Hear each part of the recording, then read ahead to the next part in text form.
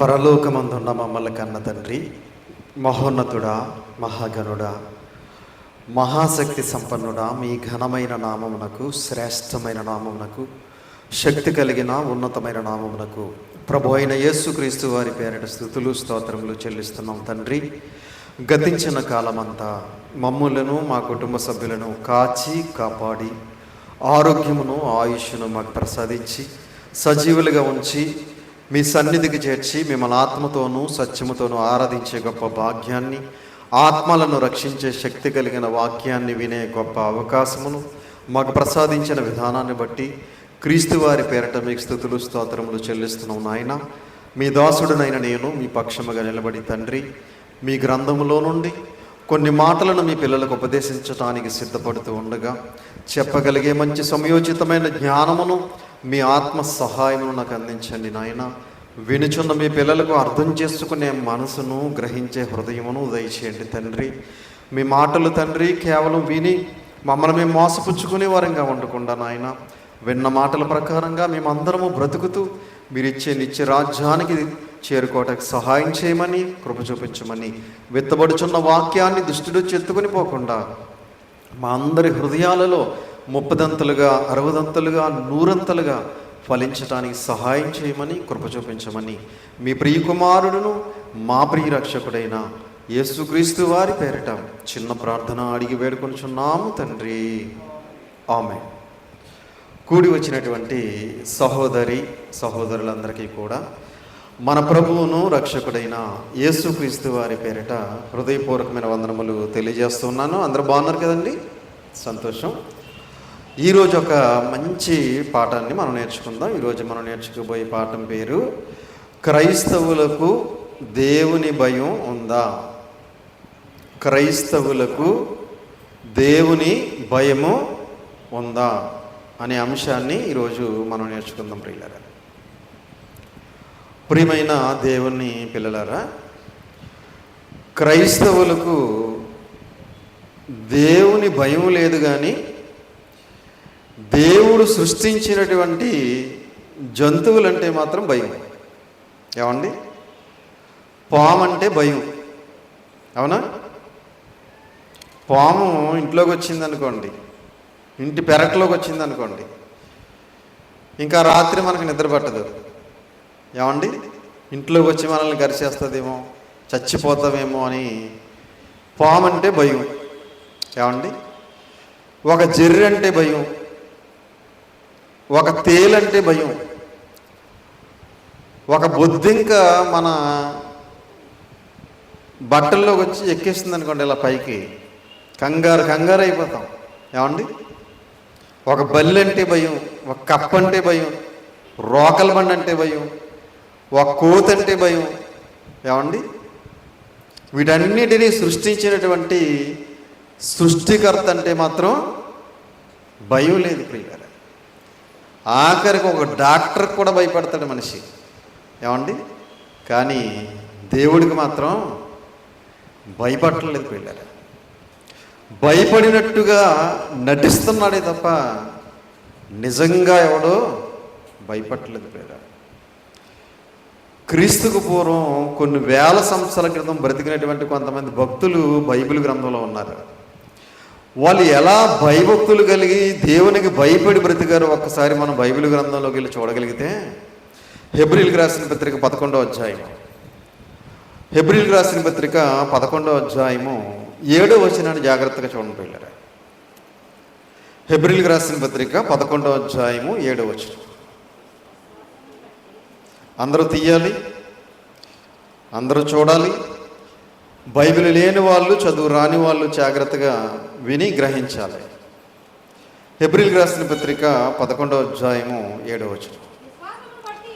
విశ్వాసమును బట్టి నోవహు అది వరకు చూడని సంగతులను గూర్చి దేవుని చేత హెచ్చరింపబడి భయభక్తులు గలవాడై తన ఇంటి వారి రక్షణ కొరకు ఒక వాడను సిద్ధము చేసెను. బాగా వినాలి అందరూ కూడా. హెబ్రీ పత్రిక 11వ అధ్యాయం 7వ వచనం. ఏమ్మా? జాగ్రత్తగా చూడాలి. విశ్వాసమును బట్టి. దేనిని బట్టి? నోవహు గారికి ఏముందట? విశ్వాసం ఉందంట. ఏమండి, అప్పటికి బైబిల్ గ్రంథం ఉందా? బైబిల్ గ్రంథం లేదు, ఆజ్ఞలు లేవు, కట్టడలు లేవు, విధులు లేవు, దైవ సేవకులు లేరు. అయినప్పటికీ నోవహు గారు విశ్వాసమును బట్టి అది వరకు చూడని సంగతులను గూర్చి దేవుని చేత హెచ్చరింపబడి భయభక్తులు గలవాడై. నోవహు గారికి ఏముందట? విశ్వాసం ఉంది, అలాగే దేవుడంటే భయం ఉంది, దేవుడంటే భక్తి ఉంది. భయభక్తులు గలవాడై, భయం ఉంది దేవుడంటే నోవహు గారికి. ఏమండి, అందుకే ఆనాటి సమాజం అంతా చెడిపోయినా కూడా, ఆనాటి ప్రజలందరూ కూడా భయంకరమైన భ్రష్టత్వంలోకి వెళ్ళిపోయినా, దుస్తుని సంబంధులుగా మారిపోయినా కూడా నోవహు గారు కానీ, నోవహు గారి కుటుంబ సభ్యులు కానీ ఎక్కడ కూడా వారు ఈ లోకంలో లోకస్తుల్లాగా లోకంలో కలిసిపోలేదు. ప్రియమైన దేవుని వల్ల లోకస్తుల్లాగా బ్రతకలేదు వారు. అందరూ చెడిపోయారు కదా, ఇంకా మనం మాత్రం ఎందుకు దేవుడంటే భయం కలిగి భక్తి కలిగి బ్రతకటం అని అనుకోలేదండి. ఏమండి, దేవుని యందు భయం ఉంది, భక్తి ఉంది కనుక దేవుడు హెచ్చరించినటువంటి హెచ్చరికను బట్టి ఏం చేశారట? తన ఇంటి వారి రక్షణ కొరకు ఒక వాడను సిద్ధము చేసెను. తన ఇంటి వారి రక్షణ కొరకు. ఏమండి, ప్రియమైన దేవుని పిల్లలారా, ఒక పక్క వాడ నిర్మాణం చేస్తూ ఒక పక్క వాక్యాన్ని ప్రకటించాడు ఆయన. ఏమని? ఇదిగో జలప్రళయం రాబోతుంది, మీరందరూ కూడా మారండి, మీరందరూ కూడా రండి ఓడలోనికి అని ఒక పక్క ప్రకటిస్తున్నా కూడా ఆయన ప్రకటన విన్న వాళ్ళు ఒక్కరు కూడా లేరు. ప్రియులరా, సుమారు ఎన్ని సంవత్సరాలు ప్రకటించాడో తెలుసండి ఆయన? 100 సంవత్సరాలు ప్రకటించాడు ఆయన. 100 సంవత్సరాలు ప్రకటించినా ఒక్కడు కూడా మారలేదంటే ఆనాటి సమాజం ఎంత భయంకరంగా మారిపోయి ఉంటుందో ఒక్కసారి ఊహించుకుంటే అర్థమవుతుంది. ప్రియులరా, క్రీస్తుకు పూర్వం బ్రతికినటువంటి నోవహు గారికి దేవుడంటే భయం ఉంది, భక్తి ఉంది. అతని భార్యకు భయం అంటే భయం ఉంది, భక్తి ఉంది. అతని కుమారులకు అతని కోడళ్లకు దేవుడంటే భయము, భక్తి ఉంది. కానీ ఈరోజు ప్రపంచ క్రైస్తవులలో భయం కానీ భక్తి కానీ ఉన్నట్టుగా కనిపించట్లేదు. ప్రియమైన దేవుని వాళ్ళారా, ఏమండి, భయము భక్తి ఉంటే ఈరోజు ప్రపంచ క్రైస్తవ్యం ఈ విధంగా ఉండేది కాదు. ప్రియులారా, ప్రియమైన దేవుని పిల్లలారా, కనుక క్రీస్తుకు పూర్వం బ్రతికారు వాళ్ళు. అప్పటికి ఏ విధమైనటువంటి స్పెషాలిటీస్ లేవు వాళ్ళకి. ఒక లైట్లు లేవు, ఏమంటే ఒక వాహనాలు లేవు, ఒక రోడ్లు లేవు, ఏ విధమైన సౌకర్యాలు లేనటువంటి ఆ కాలంలోనే వారు దేవుడంటే భయము, భక్తి, విశ్వాసం కలిగి దేవుని కోసం ఉన్నతంగా బ్రతికారు. ఈరోజు అన్నీ ఉన్నాయి, మనకి అన్ని సౌకర్యాలు ఉన్నా కూడా ఈరోజు మనం బ్రతకలేకపోతున్నామంటే ఎంత భయంకరమైన దుస్థితిలోకి వెళ్ళిపోతున్నారో చూడండి. అలాగే క్రీస్తుకు పూర్వం అబ్రహాం గారు కూడా ఎలా బ్రతికారో చూస్తారా? ఆదికాండం 22వ అధ్యాయం, ఆదికాండం 22వ అధ్యాయము 10వ వచనం నుంచి 12వ వచనం వరకు జాగ్రత్తగా చూడండి పిల్లరా. ఆదికాండం 22వ అధ్యాయం, ఆదికాండం 22వ అధ్యాయం 10వ వచనం నుంచి 12వ వచనం వరకు. అప్పుడు అబ్రహాము తన కుమారుని వధించుటకు తన చెయ్యి చాపి కత్తి పట్టుకొనగా యెహోవా దూత పరలోకము నుండి అబ్రహామా అబ్రహామా అని అతనిని పిలిచెను. అందుకతడు చిత్తము ప్రభువా అనెను. అప్పుడు ఆయన, ఆ చిన్నవాని మీద చెయ్యి వేయకము, అతనిని ఏమీ చేయకము, నీకు ఒక్కడయున్న నీ కుమారుని నాకియ్య వెనుక తీయలేదు గనుక నీవు దేవునికి భయపడువాడవని ఇందువలన నాకు కనబడుచున్నదనెను.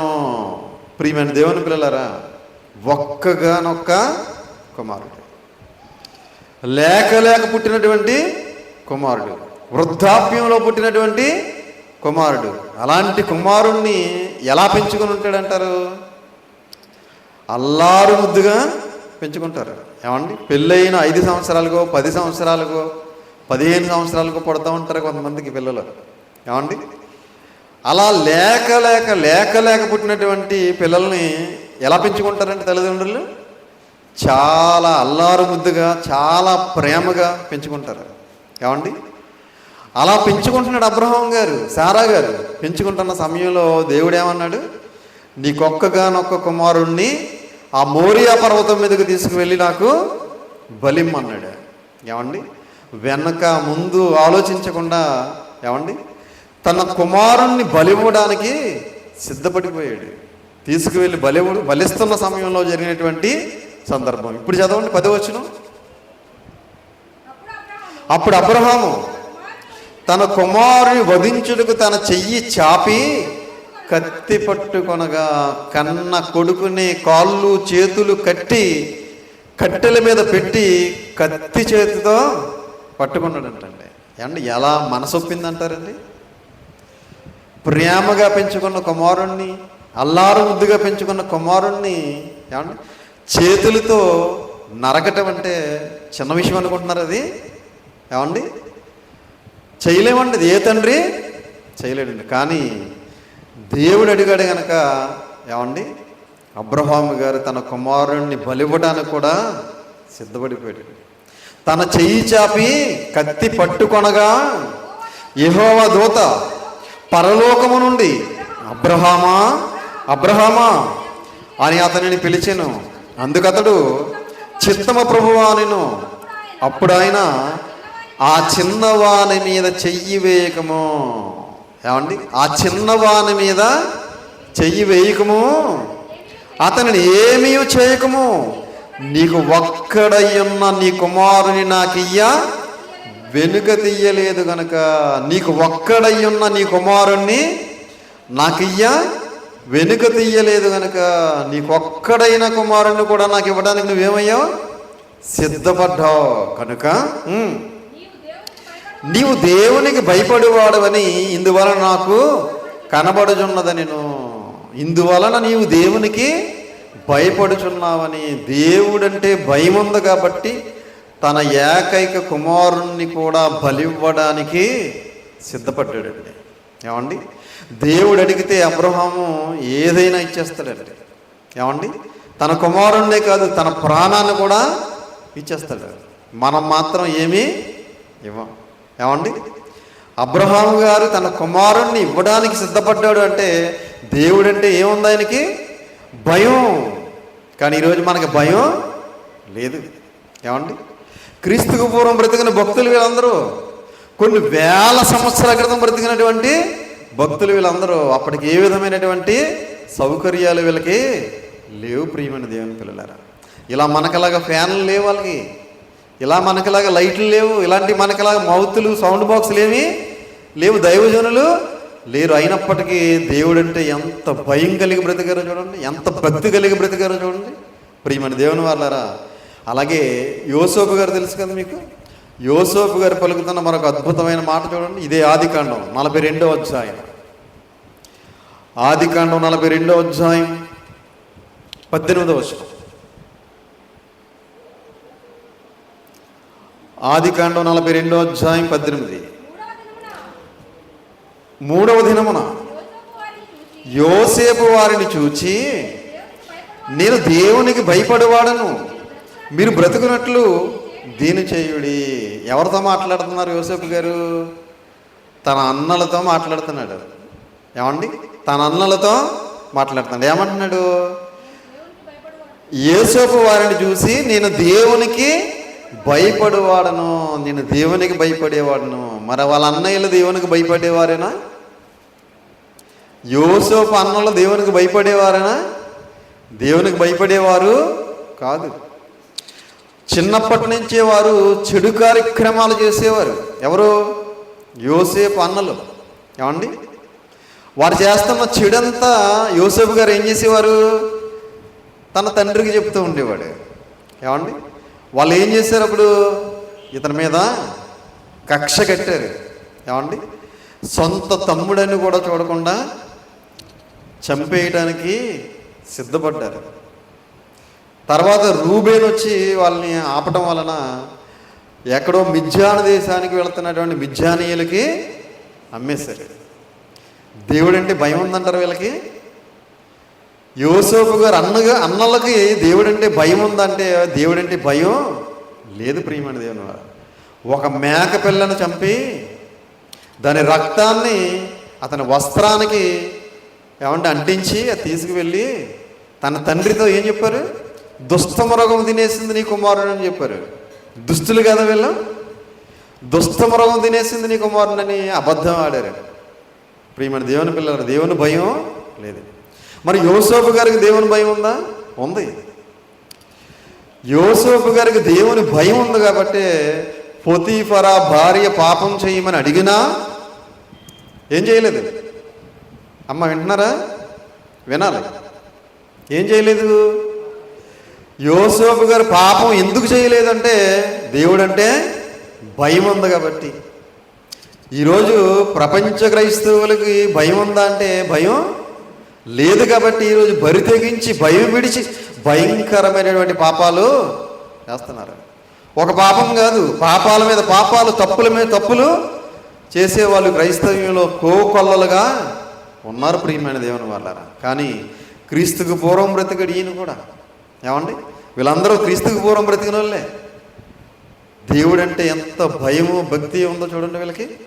ప్రియమైన దేవుని పిల్లలారా, అందుకే తాను ఒక ఉన్నతమైన స్థితిలో ఉన్నా సరే ఏమండి తన అన్నలు తనను ఒక గోతిలో పడేశారని, తర్వాత మళ్ళా మిద్యానీయులు అమ్మేశారని వారి మీద కక్ష పెంచుకొని తర్వాత వారి మీద కక్ష తీర్చుకోలేదు. చూడండి యోసేపు గారు ఏ స్థాయిలో ఉన్నారు?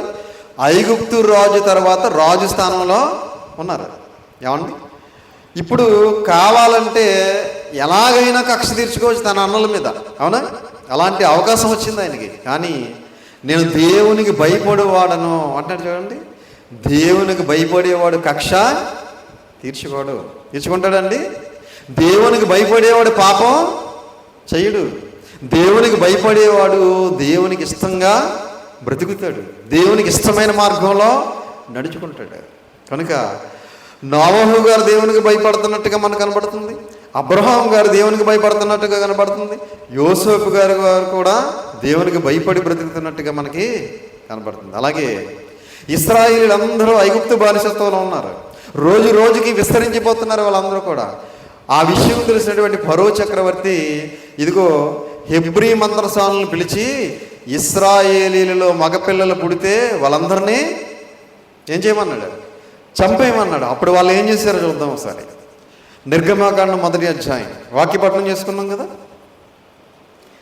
నిర్గమాకాండం 1వ అధ్యాయం 15వ వచనం జాగ్రత్తగా చూడండి పిల్లరా. మరియు ఐగుప్తు రాజు షిప్రా పూయాను హెబ్రీయుల మంత్రసానులతో మాట్లాడి, మీరు హెబ్రీ స్త్రీలకు మంత్రసాని పని చేయుచు వారిని కాన్పు పీటల మీద చూసినప్పుడు మగవాడైన ఎడల వాని చంపుడి. ఏం చేయాలట? ఒకవేళ ఇశ్రాయేలీల స్త్రీలు ప్రసవించే సమయంలో ఒకవేళ మగబిడ్డ కనుక పుడితే ఏం చేయాలి? పుట్టినోడిని పురుట్లోనే చంపేయండి అని రాజుగారు ఆజ్ఞ జారీ చేశారు. ఎవరికంటే మంత్రసానులకి. ఎవరు వీళ్ళు? షిప్రా పూయ అనే మంత్రసానులకి తెలియజేశారు. ఆడదైన ఏలాడు దానిని బ్రతకనీయుడని వారితో చెప్పాను. ఆడదైతే బ్రతకనివ్వండి, మగవాడైతే చంపేయండి అని చెప్పాడు. అయితే ఆ మంత్రసానులు దేవునికి భయపడి ఐగుప్తు రాజు తమకు ఆజ్ఞాపించినట్లు చేయక మగపిల్లలను బ్రతకనీయగా. ప్రియమైన దేవుని పిల్లలారా, ఏం చేశారంట వీళ్ళు? అయితే ఆ మంత్రసానులు దేవునికి భయపడి ఐగుప్తు రాజైన ఫరో చక్రవర్తికి భయపడలేదా? ఏమండి, ఐగుప్తు దేశాన్ని పరిపాలిస్తున్న ఫరో చక్రవర్తికి మంత్రసానులు భయపడలేదా అంటే భయపడలేదు. ఎవరికి భయపడ్డారు? ఏమండి, దేవునికి భయపడ్డారట. ప్రియమైన దేవుని పిల్లలారా, ఒకవేళ రాజుగారు మనం మగబిడ్డల్ని బ్రతకనిస్తే మనల్ని చంపేస్తారేమో అనే భయం లేదు చూడండి వీళ్ళకి. ఏమండి, అంటే ఐగుప్తు రాజు కంటే గొప్పవాడు ఎవరు? దేవుడు. ఏమండి, రాజులందరికంటే గొప్పవాడు దేవుడు. అందుకే ఆ మంత్రసానులు దేవునికి భయపడి ఐగుప్తు రాజు తమకు ఆజ్ఞాపించినట్లు చేయక మగపిల్లలను బ్రతకనియగా, మగపిల్లలందరినీ కూడా బ్రతకనిచ్చారు. అంటే మంత్రసానులు అందరూ కూడా ఎవరికి భయపడ్డారు? దేవునికి భయపడ్డారు. అందుకే వాళ్ళ వంశాన్ని దేవుడు ఏం చేశాడట? మీరు కొంచెం కిందకు చదివితే అర్థమవుతుంది. ఆశీర్వదించాడంటే వాళ్ళ వంశాన్ని. ఏమండి, దేవునికి కనుక నువ్వు నిజంగా కనుక భయపడి భయభక్తులు కలిగి బ్రతికితే నీ వంశాన్ని దేవుడు ఏం చేస్తాడో తెలుసా? ఆశీర్వదిస్తాడు, అభివృద్ధి చేస్తాడు. నువ్వు భయపడినట్టుగా నటిస్తే నీ వంశాన్ని కాదు కదా, నిన్ను కాదు కదా, నీ ఇంట్లో ఎవరిని కూడా దేవుడు ఆశీర్వదించడు, అభివృద్ధి చెందించడు. ప్రియమైన దేవుని వల్ల కనుక మంత్రసానులకు ఉన్నటువంటి జ్ఞానం ఈరోజు క్రైస్తవులకి లేకుండా పోయింది. ఏమండి, అలాగే దావీదు గారు ఏమంటున్నారో చూద్దాం ఒకసారి. కీర్తన గ్రంథం 86వ అధ్యాయం. కీర్తన గ్రంథం 86వ అధ్యాయం 11వ వచనం చూడండి ఒకసారి. కీర్తన గ్రంథం 86వ అధ్యాయం 11. అందరూ తీయాలి, అందరూ చూడాలి. కీర్తన గ్రంథం 86వ అధ్యాయం 11వ వచనం. యెహోవా, నేను నీ సత్యమును అనుసరించి నడుచుకొనున్నట్లు నీ మార్గమును నాకు బోధించుము. నీ నామమునకు భయపడినట్లు నా హృదయమునకు ఏకదృష్టి కలుగు చేయము. తీసారమ్మా, కీర్తన గ్రంథం 86వ అధ్యాయం 11వ వచనం. అందరూ చూడాలి. యెహోవా, నేను నీ సత్యమును అనుసరించి, సత్యము అంటే వాక్యం.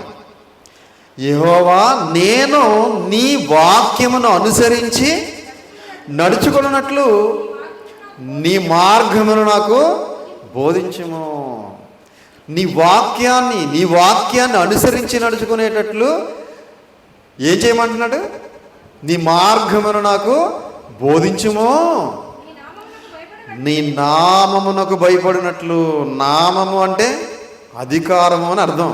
ఏమండి, నామము అంటే అధికారం. నీ అధికారమునకు, నీ శక్తి సామర్థ్యాలకు, నీ ఔన్నత్యానికి, నీ గొప్పతనానికి నేను భయపడినట్లు నా హృదయమునకు ఏకదృష్టి కలుగు చేయము. ప్రియమైన దేవుని పిల్లలారా, దావీదు గారికి దేవుడు అంటే భయమేనండి, భయమే. అందుకే ఆయన అంటాడు, నీవు నన్ను కలుగు చేసిన విధము చూడగా నాకు భయమును ఆశ్చర్యమును నాకు కలుగుచున్నవి అన్నాడు. ప్రియమైన దేవుని వాళ్ళ అంటే దావీదు గారికి భయమేనా?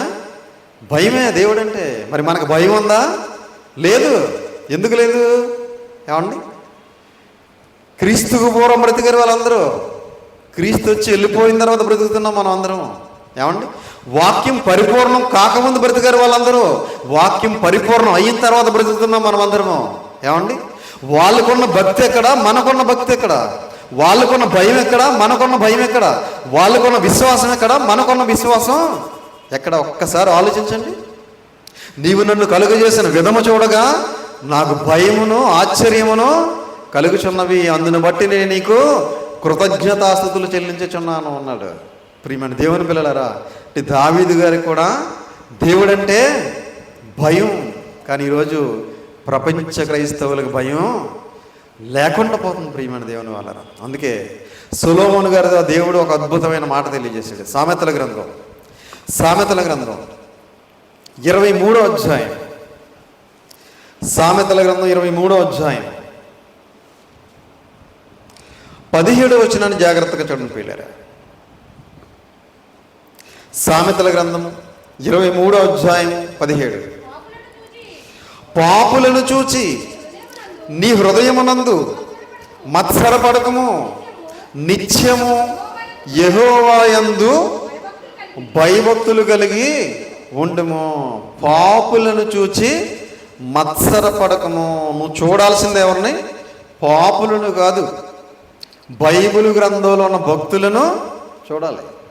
అవునా? విశ్వాసమునకు కర్త అయిన యేసుక్రీస్తు వారిని చూడాలి. దేవుని కోసం ఉన్నతంగా బ్రతికినటువంటి భక్తుల జీవితాలను చూడాలి మనం. పాపులను కాదు చూడాల్సింది. పాపులను చూస్తే ఏమనిపిస్తుందో తెలుసా అండి? నేను కూడా పాపం చేయాలనిపిస్తుంది. అవునా? అదే భక్తులను చూస్తే నేను భక్తిగా బ్రతకాలనిపిస్తుంది. అందుకే భక్తులను చూడాలి మనం. పాపులను చూసి మత్సరపడకము, నిత్యము యెహోవా యందు భయభక్తులు కలిగి ఉండుము. ఏమండి? నిత్యము అంటే అర్థం ఏంటి? వారానికి ఒకసారా? ఏమండి? వారానికి ఒకసారి ఆదివారం దేవుని సన్నిధికి వచ్చి ఓ గంట భయం కలిగి ఉండండి అని అర్థమా? నిత్యము అంటే ప్రతి క్షణము అని అర్థమవుతుందండి. ప్రతి క్షణము, ప్రతి దినము కూడా నువ్వు ఎలా ఉండాలి? భయము కలిగి ఉండుము అన్నాడు. ప్రియమైన దేవుని పిల్లలారా, భయం ఉన్నవారు ఏమండి బూతులు మాట్లాడతారండి. మరి ఈరోజు క్రైస్తవ్యంలో బూతులు మాట్లాడే వాళ్ళు ఎంతమంది లేరు? ఏమండి? భయంకరమైన బూతులు మాట్లాడే వాళ్ళు ఉన్నారు క్రైస్తవ్యంలో. ఏమండి? అంటే వీళ్ళకి భయం ఉందంటారా? భయం ఉన్నవాడు వ్యభిచారం చేస్తాడండి? చేస్తాడా? మరి వ్యభిచారం చేసేవాళ్ళు లేరా? వీళ్ళకి భయం ఉందంటారా? భయం లేదండి వీళ్ళకి. అక్రమ సంబంధాలు పెట్టుకునే వాళ్ళు లేరా క్రైస్తవ్యంలో? లేరండి. చాలామంది ఉన్నారు. ఏమండి? దైవ సేవకులు కూడా ఉన్నారు అందులో. అక్రమ సంబంధాలు పెట్టుకునే వారిలో దేవుని సేవ చేసే సేవకులు కూడా ఉన్నారు, విశ్వాసులు కూడా. మరి వీళ్ళకి భయం ఉందంటారా? ఏమండి? అన్యాయాలు చేసేవాళ్ళు, అక్రమాలు చేసేవాళ్ళు లేరు క్రైస్తవ్యంలో? భయం ఉందా వీళ్ళకి? భయం ఉందండి? భయం లేదు ప్రియమైన దేవుని వాళ్ళారా. మోసాలు చేసేవాళ్ళు ఉన్నారు, దొంగతనాలు చేసేవాళ్ళు ఉన్నారు, భయంకరమైనటువంటి నీచ నికృష్టమైన కార్యక్రమాలు చేసేవాళ్ళు క్రైస్తవ్యంలో చాలామంది ఉన్నారు. వీళ్ళందరికీ దేవుని భయం ఉందంటే దేవుని భయం లేదు. అందుకే ఈరోజు విచ్చలవిడైపోయారండి. ఏమండి? విచ్చలవిడిగా బ్రతుకుతున్నారు. కనీసం అమ్మో ఇంతకుముందు పెద్దలు ఎవరన్నా చూస్తారేమో, ఎవరన్నా తెలిసిన వారు చూస్తారేమో అని భయపడేవారు. ఇప్పుడు ఆ భయం కూడా లేదు. ఇంట్లో వాళ్ళు అంటే భయం లేదు, పెద్దలంటే భయం లేదు, దైవ సేవకుడు అంటే భయం లేదు, దేవుడు అంటే కూడా భయం లేకుండా ఈరోజు బ్రతుకుతున్నారు వీళ్ళారా. ఏమండి? భయం ఉంటే ఆదివారం ఆరాధన మానేస్తారండి. ఏమండి? ఈరోజు ఆదివారం ఆరాధన కూడా మానేస్తున్నారంటే ఏమి లేదనమాట. భయం ఉందండి? భయం లేదు. భయం ఉంటే ఆరాధన మానం, శుక్రవారం క్లాసు మానం. కాబట్టి భయం ఉన్నవాడు దేవుని మాటలు వినటానికి వేగిరి పడతాడు. ఈరోజు ఏం చెప్పిస్తాడా దేవుడు దైవ సేవకుల ద్వారా అని పరిగెడతాడు. దేవుని సన్నిధిలో గడపడానికి ఇష్టపడతాడు, దేవునితో కలిసి నడవడానికి ఇష్టపడతాడు, దేవునికి ఇష్టమైన మార్గంలో నడుచుకోవడానికి, తన కుటుంబాన్ని నడిపించుకోవడానికి ఇష్టపడతాడు. కానీ ఈరోజు ఆ విధంగా మనం ఉండట్లేదు అంటే దేవుడు అంటే మనకి ఏమి లేదనమాట, భయం లేదు ప్రియమైన దేవుని పిల్లలు. అందుకే యెహోవా యందు భయభక్తులు కలిగి ఉండుము. ప్రియమైన దేవుని పిల్లరా, యెహోవా యందు ఏముండాలి? మనకి నిత్యము భయము కలిగి ఉండాలంటున్నాడు. భయం ఉండాలి, భక్తి ఉండాలి. ఈరోజు ఆ రెండు లేకుండా పోతున్నాయి ప్రియమైన దేవుని పిల్లరా. ఈ లోకంలో ఉన్నంతకాలము కూడా మనం దేవుని యందు భయం ఉండాలి, భక్తి ఉండాలి, విశ్వాసం ఉండాలి, పరిశుద్ధత ఉండాలి, పవిత్రత, యథార్థత, నీతి, ఇలాంటి సుగుణాలు మనలో లేకపోతే మనం పరలోకం అనే మహాలోకానికి వెళ్ళి అక్కడ దేవునితో కలకాలము ఉండలేం ప్రియమైన దేవుని పిల్లలారా. ఈ చిన్న జీవితం ఇది. ఆఫ్టర్ ఆల్ 60 సంవత్సరాలు. ఏమండి? ముష్టి 60-70 సంవత్సరాలు చిన్న జీవితం ఇది. ఈ చిన్న జీవితంలో మనం దేవునికి ఇష్టంగా బ్రతకకపోతే, దేవునికి భయపడకపోతే, దేవుని మాటలకు లోబడకపోతే, విశ్వాసం కలిగి మనం బ్రతకకపోతే మన జీవితం వేస్ట్ అండి. మనం దేవుళ్ళలోకి రావడం వేస్ట్, మన బాప్తిసం తీసుకోవడం వేస్ట్, మనం చర్చికి రావడం వేస్ట్, మనం రొట్టె ద్రాక్షరసం తీసుకోవడం ఇదంతా వేస్ట్ ఇది. కాబట్టి దేవుడు ఎలా బ్రతకమన్నాడో అలా మనం బ్రతకకపోతే మనం పరలోకానికి వెళ్ళలేం ప్రియులారా. కాబట్టి మన గురి ఎక్కడ ఉండాలి? మన గురి ఎప్పుడు కూడా పరలోకం మీదే ఉండాలి. ఎలా పరలోకానికి వెళ్ళిపోవాలని మన టార్గెట్ ఎప్పుడు కూడా, మన గోల్ ఎప్పుడు కూడా పరలోకం మీదే ఉండాలి. ఏమండి? ఏమైనా సరే నేను పరలోకానికి వెళ్ళాలి, ఎలాంటి ప్రతికూల పరిస్థితులు ఎదురైనా సరే నేను పరలోకానికి వెళ్ళాలి, నేను దేవుని కోసం బ్రతకాలి, దేవుని పని చెయ్యాలి, దేవుని మహింపరచాలి, దేవుని ఘనపరచాలి, దేవుణ్ణి సంతోషపరచాలి అనుకోవాలి ప్రియమైన దేవుని వాళ్ళారా. ఏమండి? చివరిగా ఒక మాట చెప్తాను. చివరిగా ఒక మాట, మనం ఎవరికి భయపడినా భయపడకపోయినా పర్లేదండి ఈ ప్రపంచంలో. మనం ఎవరికి భయపడినా భయపడకపోయినా పర్వాలేదు, కానీ ఒకరికి మాత్రం భయపడాలి. ఎవరికండి? దేవునికి భయపడాలి. ఈ ప్రపంచంలో మీరు ఎవరికి భయపడకపోయినా పర్లేదు, కానీ దేవునికి మాత్రం ఖచ్చితంగా భయపడి తీరాలి. ఎందుకంటే దేవుణ్ణి మించిన వాడు ప్రపంచంలో మరొకడు. దేవుడు సుప్రీమైన, ఆయన్ని మించిన శక్తి కలిగిన వాడు ప్రపంచంలో ఇంకెవరు లేరు. కనుక తప్పనిసరిగా మనం భయపడి తీరాలి, భయపడి బ్రతకాలి. కాబట్టి అందరూ కూడా దేవునికి ఇష్టంగా బ్రతికి, దేవునికి భయపడి, దేవునికి లోబడి, దేవుని చిత్తానుసారంగా ప్రవర్తించి దేవుడిచ్చే నిత్యరాజ్యానికి చేరుకోవాలని ప్రేమపూర్వకంగా తెలియజేస్తూ ఈ మాటలు ముగిస్తున్నాను. ప్రార్థన చేసుకుందాం. తలలు వంచి. పరలోకమందున్న మమ్మల్ని కన్న తండ్రి, దయగలిగిన మా దేవ, కృప కలిగిన మా తండ్రి, మీ ఘనమైన నామమునకు, శ్రేష్టమైన నామమునకు, శక్తి కలిగిన నామమునకు ప్రభు అయిన యేసుక్రీస్తు వారి పేరిట స్తుతులు స్తోత్రాలు చెల్లిస్తున్నాం నాయన. తండ్రి, ఇప్పటి వరకు మీ పరిశుద్ధ గ్రంథంలో నుండి ఎన్నో విలువైన మాటలు మేము నేర్చుకున్నాం నాయన.